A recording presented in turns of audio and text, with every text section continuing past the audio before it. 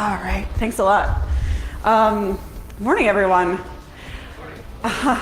So I swear Jason Street and I didn't like mind meld beforehand or anything, but we're talking about really similar themes, which I think is great. I think it shows kind of the state we're in as a security industry. So I want to keep this super interactive, so I'll be posing plenty of questions. Again, accidental mind meld here. And so for the sake of the recording and also for the sake of accessibility, I will try to repeat your questions that you have either at the end or during the presentation, and also your answers, because we don't have a mic for people to line up to. So just show of hands, who here is currently responsible for some form of security education for their employer? Okay, a fair bit of you, yeah. Who feels like they have adequate resources to deliver security education? Fewer hands. Cool. So for those of you who raised your hand for the first but not the second, what are some of your pain points? What are some of the resources you're lacking? Joe? In previous positions, I didn't get a lot of corporate buy-in, and didn't get a lot of management buy-in, and resources were a little hard to come by. So lack of buy-in from management, lack of buy-in from team, maybe. Yeah. We have a very formal process for new hires, but it's the ongoing education that we don't have a rapid turnaround. Yeah, you have a formal process for new hires, but past that, no good roadmap. Anyone else? Yeah. Just general lack of expertise. Basically, I don't know what I'm doing.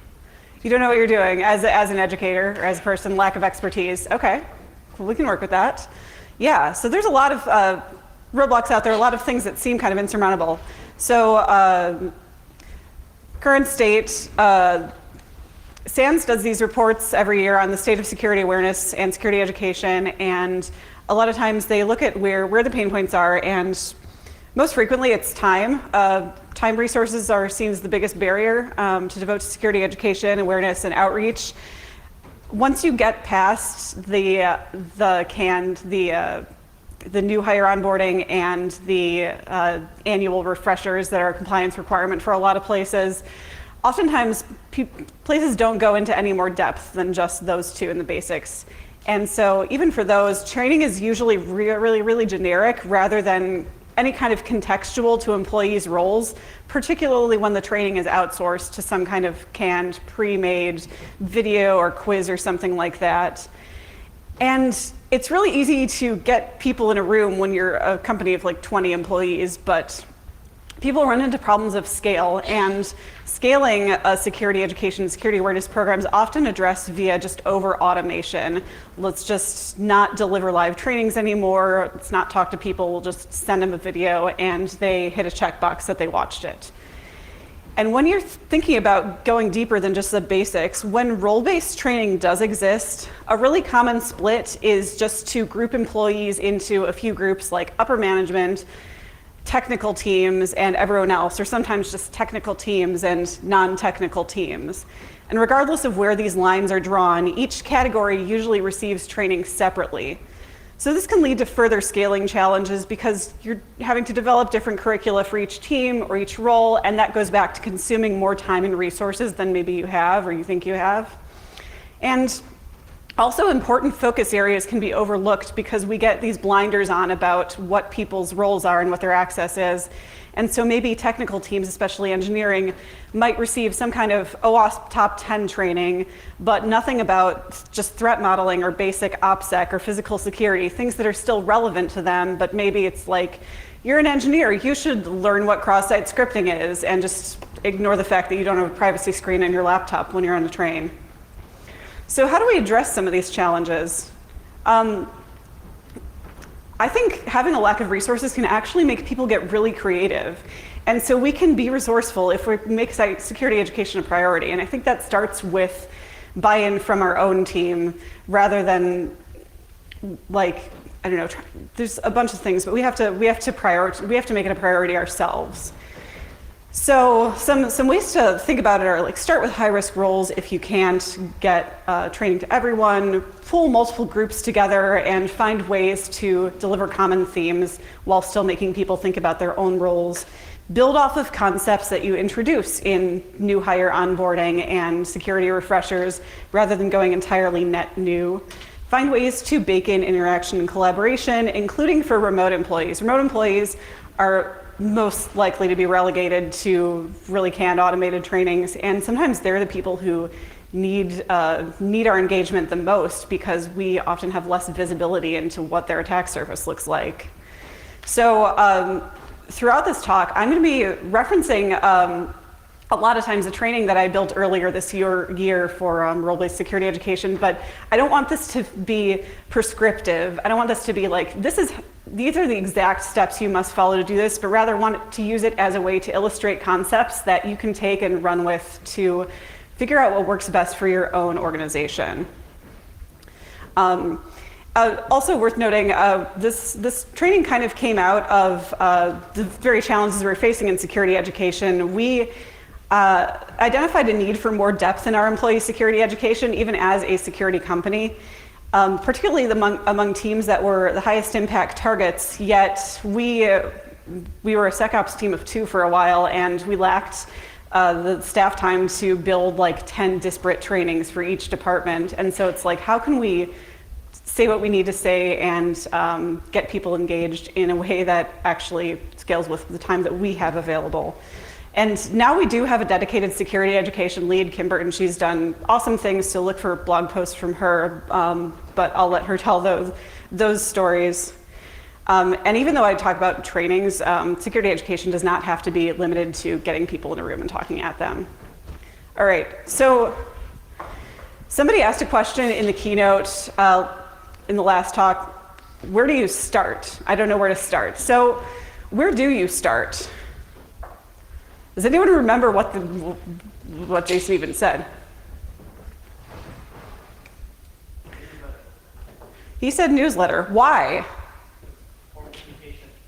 Communication. So, okay, so communication is good.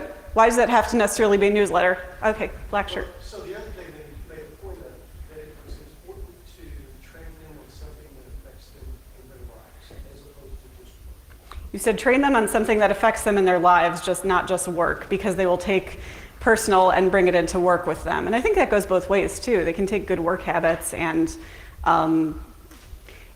take them home with them. So rather than starting with the tactical of where do you start, I think start with the end in mind. What problem are you trying to solve?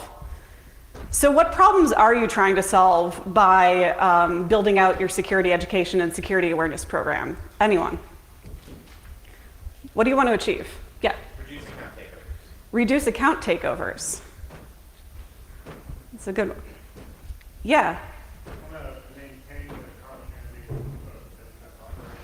Maintain continuity of business operations. Yeah, the security triad is not just about confidentiality, integrity, availability is a big piece of that. Yeah, plaid shirt in the back. Teaching people the value of security, making them see themselves. Teaching people the intrinsic value of security. That's great. Blue shirt. Yeah, that means we're trying to comply with our contractual obligation to our clients. Yeah, comply with contractual obligations. And compliance is a piece of it. And compliance, as much as people like to rail against it, for some places, that's how you get buy-in for having any kind of security program is compliance. Yeah. Protect your brand. Protect your brand. Yeah, brand integrity is huge, especially if you do have really strong brand recognition and you want to make sure that you can actually continue to sell what you're selling. Yeah. Protect your patients. Protect your patients. Oh, you work in healthcare. Yeah, so a lot of really good things. So when you keep those strategic goals in mind when you are building any kind of security training. So one approach that we took, that I've taken before is if you can't get everyone, who are your biggest impact targets? Who are the teams that are highest risk? And I don't mean that in terms of like, who are the users who are most likely to click shit? Because sometimes it's your job to click shit, and we can't just deliver a canned message saying don't click shit. But who are the teams who, based on what they have access to, what their role gives them access to, who are the teams who are going to be the biggest impact targets and why? So who comes to mind? Who are your highest risk teams? Yeah. Finance or operations? Finance, operations, IT admins. Yeah, they have access to a lot of stuff. Yeah. Customer service, somebody that faces the external. Customer service, yeah. Especially since a lot of times those support numbers are public, and so anyone can call and try to social engineer information out of a customer service rep. Yeah. Your executive team. The executive team, they're very high profile. They are probably the most visible members of your company. And so it's easiest to like, yeah, pose as Doug Song in an email, in my case. Yeah, and you mentioned teams with a significant influence on availability, like ops and IT admins. Also teams with a significant impact on physical access, like receptionists, like facilities, like recruiters who are often letting candidates in. A lot of times when we let people in who don't work at our company, it's recruiters taking candidates around. So it's good to go through this mental exercise for assessing your own risk of figuring out who those teams are and how you can target your educational efforts accordingly. And this gives the security team more deliberate visibility into the rest of the organization, kind of gets us out of our own bubble. It requires us to go through the mental exercise of learning more about each team's attack surface. And this is just really good to do regardless of whether we ever get people in a room to train them. We go through the exercise of thinking, what are we trying to protect? What do we want them to be able to try and protect? In the case of my employer, one could argue that, like, as a security SaaS company, we're all the high-risk team, just like we're all the security team. But yeah, we can sort of target that. So again, start with the end in mind. So once you've identified who your audience is, how do you engage them? So Jason talked a lot also about building trust. So how do you approach building trust? Yeah. Be available. Be available. Absolutely. Yes. That's very important. Anyone else? Yeah. Be empathetic. Hey, shameless plug, this is Joe Parker, my teammate, and he's giving a talk tomorrow afternoon on empathy and vulnerability in SecOps. So even though I'm talking about security education and security awareness trainings and workshops and getting people in a room, I firmly believe that good security education, it could be the best it could be, but it can't exist in a void if you don't maintain good relationships with your coworkers the rest of the time. So really important to keep those going. But getting people in a room can be a good way to kick off those conversations. I'd also say lead with listening and coaching rather than just solely preaching. So rather than leading by telling attendees of a training why they're there, have them tell us why they think they're there. Why are you the high-risk team? What do you have that you are trying to protect or that's worth protecting that could do potential harm to the company if it were altered or accessed or deleted? Something like that. So this type of discussion gets people in that mindset, promotes a better understanding of the attack surface of other teams as well. When you have people all across an organization going through this exercise, we start to see outside of our own work and gives us a little more buy-in, gives participants a clearer sense of the big picture of what we're all collectively trying to protect. Because I think for all the time that people can spend thinking about protecting their own stuff, they're not really thinking about what they're doing with other people's stuff a lot of the times. Participants also know more about their respective roles than the security team presenters do. As much as we would like to believe we know what's best for all of you, we know what you do, we know exactly what accounting does, what legal does, what DevOps does. They're the experts in their jobs, we're the experts in ours. So we want people to talk. So when you get people talking about what they do and what they have access to, then we're listening and we're establishing a connection. And that can build up a trusting relationship. And trust leads to vulnerability, leads to trust, leads to more connection. And so you get people to actually open up. And it's really important that people can be open both in a workshop setting and then in the future if they accidentally make a mistake. And then they can reach out to us. So it also, like I said, gives us more visibility into what people's roles are, what they have access to, and takes the burden off of us having to do all of that legwork up front of understanding exactly where people are at and what they do. And also, it's important that we're not exempt from this. When I asked about high-risk teams, nobody said security. We're super high risk. I know when there's been an incident, I see vulnerability scan reports, like, we're not exempt from this ourselves. And so I think it's really important that we not take the approach that we are above all of the bad things that could happen to us. Chris Hadnagy, one of the social engineer village guys, wrote a blog post a couple of years ago about the time he got phished. And like, this is world-class social engineer. So important for us to show that we're not above all of this. We are not exempt. We are just as high impact of targets as anyone else. So once you've got this conversation going, then how do you get people into sort of an adversarial mindset? I don't always like the word adversarial, but sort of that think like a hacker. When we teach security awareness, we often encourage participants to think like an attacker and expect them to know what that means right away. And we rarely put them through the actual exercise of getting into an attacker mindset. People don't see themselves as an attacker. They don't see, I'm not a hacker, especially if they're not super techie. They're like, that's not me. I'm not a criminal. I'm not a bad person. I would never do anything to harm someone. So why is it important to sort of at least know that this mindset exists? Yeah. It's hard to estimate risks and make good decisions about risk without having that sort of mindset perspective. Yeah, it's good. Assessing risk is really hard. Everyone's bad at it, not just security. So it's important to like sort of get a good sense of what's out there. So I give participants a chance to threat model what they're trying to protect. You don't have to do this by themselves. I've done it by pairing people or grouping people with people from other teams and have them devise scenarios where they hack each other based on their own roles, like based on what somebody's role is and use their access against them.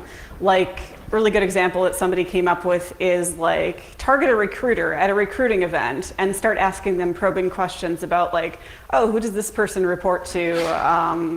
What kind of tools do you use and all of that, and then use that as a pivot point, things like that. So helps them see beyond the technical and into just the fact that anyone can do this to anyone. And again, get a better insight into teams' access and teams' roles. And people with only outsider knowledge of what somebody else does actually come up with really creative methods of attack.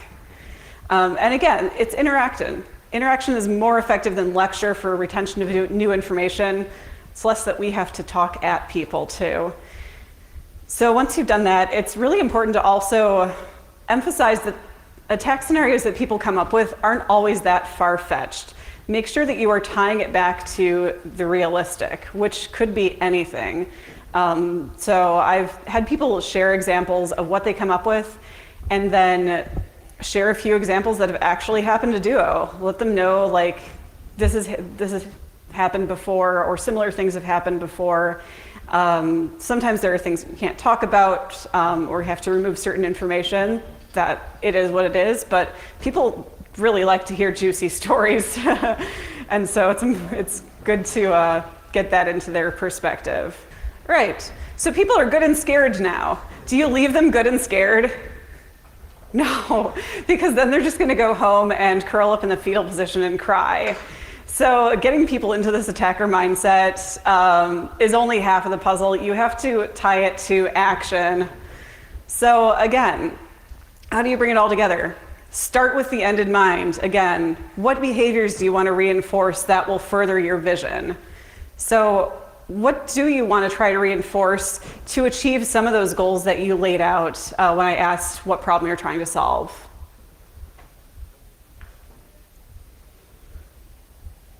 What do you want your users to do? What do you want them to take away? Yes? Not click on phishing links. What if they click on a phishing link? Also not have them survive that. Also have them survive that. Yeah. If they click on a phishing link, don't make them feel like the biggest idiot ever. Yes, if they click on a phishing link, don't make them feel like the biggest idiot ever. When correctly crafted, anyone can fall for a phishing link. When we were doing security refreshers this summer, I mentioned that if somebody sent me like a fish that was for dresses with pockets, I would probably fall for it. It's all about targeting. I saw a couple hands. Yeah. I shared a security incident that I caused as a way to kind of break the ice and let the company know that everyone makes mistakes. The worst thing you can do is to sit on it and not think anything about it. I love that. So the comment was he shared a security incident that he had caused, and that it can happen to anyone. The only mistake is if you sit in it and don't ask for help and don't communicate. Thank you. Yeah, I was talking to a friend who works on the DevOps team a while back, and when I was still kind of new to incident response, and I was like, this is scary. How did you get over breaking a lot of things and causing outages? And he's like, I broke a lot of things and caused a lot of outages. So again, very good to be vulnerable with them. Anyone else, behaviors that you want to reinforce? Yeah. You want the whole company to feel like they are part of the security team and they're involved, not just like, oh, it's the security team's job and they're going to take care of us. No, we're helping take care of the company too. Absolutely, that collective vision toward a higher purpose. We want everyone to feel like they are the security team, that we are all in this together. That's really important, that collective sense of ownership, not it's somebody else's problem. Yeah, so regardless of the differences in teams' roles or their technical skill levels or their seniority levels and the information that they handle on a day-to-day basis, there can be a lot of common ground in some of these proactive and reactive security advice for people in any kind of risk profile of roles. Some common themes that I've done are OPSEC. That's one that a lot of people kind of, they think about in some contexts, but not in others, like not putting your social security number in a tweet or something like that, and they'll tweet pictures of their house keys. And again, not only with their own information, but with others' information as well. And I think having gone through the exercise of sort of collectively threat modeling, they're in a better mindset to be able to handle other people's information. So talking about OPSEC is wonderful. Show people privacy screens. Also just open lines of communication with the security team, beyond just reporting, consulting and partnering with us, and keeping those conversations going, especially if they have like some kind of new software they're going to implement or some kind of program they're going to roll out, how to consult with us, instead of just, you don't want the only interactions with your teammates to be, help, everything is on fire. How can we be proactive? So they'll hopefully be more receptive to that after we have led with listening and coaching rather than just lecturing. So, okay, what comes next? Awesome, wow. Sorry, I had to throw in a Hamilton. Where do we go from here? So this is not the end-all be-all of how to approach building out security education beyond the basics. But the challenges of scaling security education while adding depth and maintaining effectiveness are not intractable. We can use trainings like these as a jumping off point to identify additional education and awareness needs and opportunities for future partnerships. So it's really important to not only be getting metrics on security awareness and security education, but to start establishing feedback loops. I'm not a product manager, I don't play one on TV, but we can treat this sort of the same approach as we are building product for our teams, and we want to make sure that we're delivering effectively for the people who are our customers, which are our coworkers. And so create those feedback loops and actually iterate on them. Just yesterday, we ended up changing our language in one of our security trainings because of feedback that we were open to and got from a teammate about the way we had phrased something, potentially promoting bias. So make sure that you are measuring efficacy, not just compliance. Iterate. When you have to automate, think about the absolute baseline. You can build consistent, repeatable processes without necessarily taking out human interaction. You can say, this is our consistent process for setting up workshops, trainings, that kind of thing. So automate where it doesn't detract from effectiveness. And rather than trying to do that, look for opportunities to delegate or collaborate. You cannot be everywhere at once, people. You're in dire need of assistance. Two Hamiltons. Even though you're the security department, I think a logical next step is look for who your security partners are and who your champions are across the organization and figure out where they can take ownership and run with things. We've had, and this is probably helped by the fact that we're a security product company, we have had engineering and product design teams meet in small groups and just do a security show and tell sessions talking about topics in the industry that they've researched. And security doesn't go to those. We don't really need to. We don't need to be everywhere at once because this is sort of like a self-running thing that they do. Or like marketing team can work on like, what are the cool like security propaganda posters that we can come up with ourselves without us having to be driving all of the efforts. So figure out how to make those a little more self-running. There's a lot of opportunities out there for collaboration. There are a lot of ways to get creative with whatever resources you need and deliver champagne security education on a limited budget. So we've got a little time left, so if y'all have any questions, I would love to take them. Yeah? Yeah, so I got a question. So earlier, right at the beginning of your talk, you mentioned don't rely strictly on canned automated security presentations, and you were stressing the importance of still doing some live presentations, security presentations. Mm-hmm. So that's kind of a balancing act, right? So how do you, what are your thoughts on the importance of each and how they fit into Yeah, so the question was, how do you balance when you want to prioritize live security trainings and workshops, but you may not, how do you balance that with like the canned pre-done ones? If you do have to, I would say at least if you can, find ways to make them contextual to your organization and your organization's culture. So even if you have to pre-record some kind of lecture or some kind of training, I would say it's probably going to resonate more with people if it's coming from someone you work for instead of like X random animated person just generically talking about phishing links. So find a way to make it at least reflect your organization's culture. We've had to do this with we ran our annual security refresher trainings in the summer, and so there were some people who were on vacation or on leave who we had to send a recording to. I would also stress that live does not have to mean in person.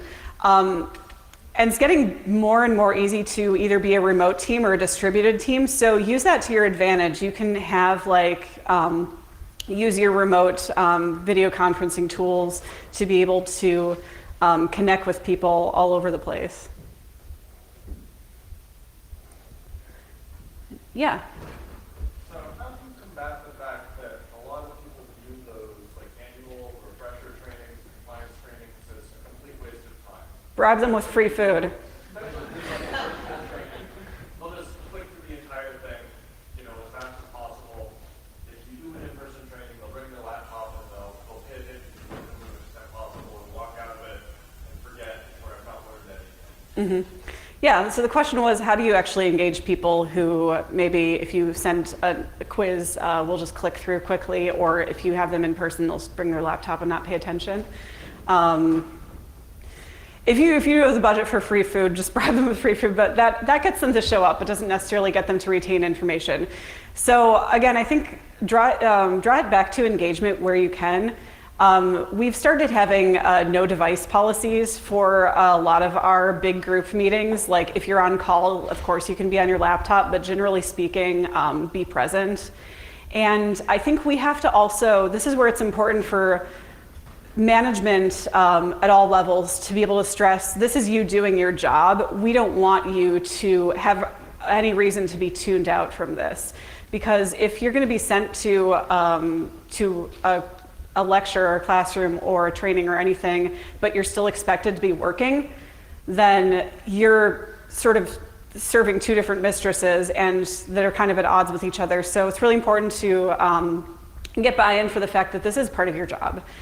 And I think managers can set expectations with their employees that we want you to go, we want you to participate. And so that's where it's really important to get top-down buy-in. And as far as engagement goes, sometimes you do have a pretty dead room, but any way you can build in interaction and ask questions and get people talking about themselves, get people to open up, I think that's going to have a good result. And sometimes it does depend on your organization's culture too. I feel really spoiled sometimes for the fact that I work for a security company, and so we've got that a bit of an easier selling point as to why it should be top of mind for a lot of people. But also just I think a really solid organizational culture of open communication and being kinder than necessary. Yeah. I've got a combined question here. My organization is a lot like yours. We provide a product or service that's technology or security oriented. And a lot of our education is also sales, right? Basically, here's some information that we hope is useful. We hope it'll lead you to take this action. I wonder if some of your training, awareness, and education is focused internally and externally. Like you're trying to educate your customers as well as your internal employees if you want them to take, be aware and take action. Is that something that you think about, or is it kind of rigidly separated in your organization? I think it's something that is going to become less separated now that we have a security education program and we can sort of unify our efforts a little bit. Since my job is entirely internal facing, my purview is kind of internal facing training, but we do have sales and customer success people and product people, and I know that they do go out and talk about that. I did one customer facing webinar last year on building a security education program, and so some people who mostly have internal facing roles do go external facing. But I think you bring up a really good point that when it's I think a lot of sales tactics are about persuading people to take action, and so I think that's something that can definitely be leveraged for security education stuff, both internally and externally. So thanks for bringing that up. Anyone else? And if not, I'll be at the conference all day today and tomorrow, so come flag me down or tweet me, and happy to continue the conversations. Anyone else? All right, well, thank you all for coming.